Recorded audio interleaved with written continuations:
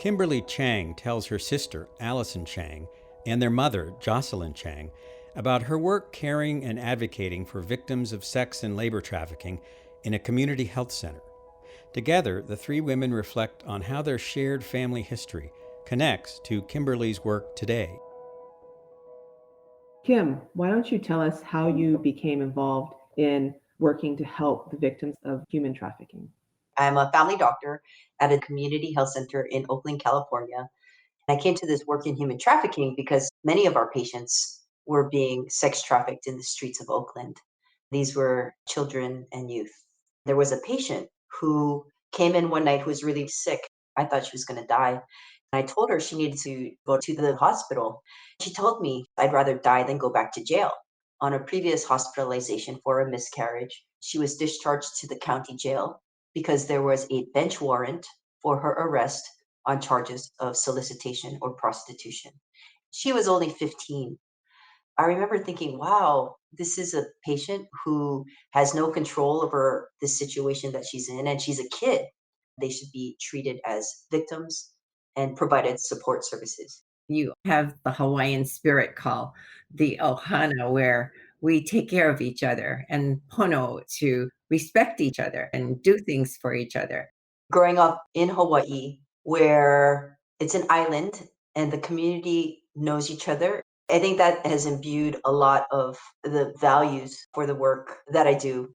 In our history, we actually had someone who was human trafficked. Recently, I came across letters from 1931 that were written by our great-grandmother that told this really fantastical story. When she was 10 years old, she was kidnapped from Vietnam. She was taken to China and sold as a maid. After she got injured, she was sold to a brothel in Hong Kong, where she was viciously beaten and mistreated. Finally, the cook at the brothel told this young girl, the next time you see a police officer, run outside and ask him for help.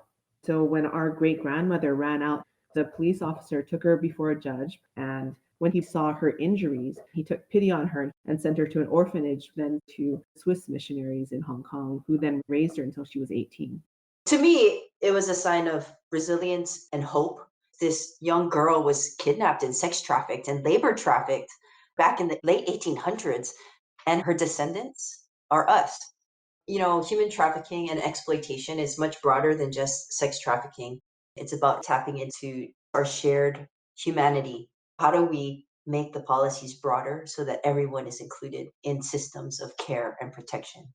And so it's about love, really.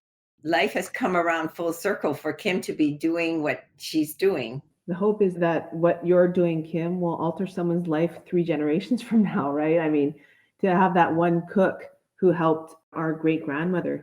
We all touch other people's lives. And so you want to make those ripple effects full of love, hope, charity, and full of compassion. Yeah, and as big as you can make them.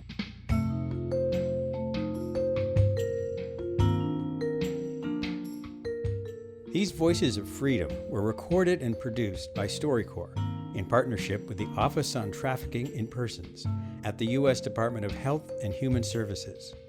For more information, visit acf.hhs.gov/OTIP/voices.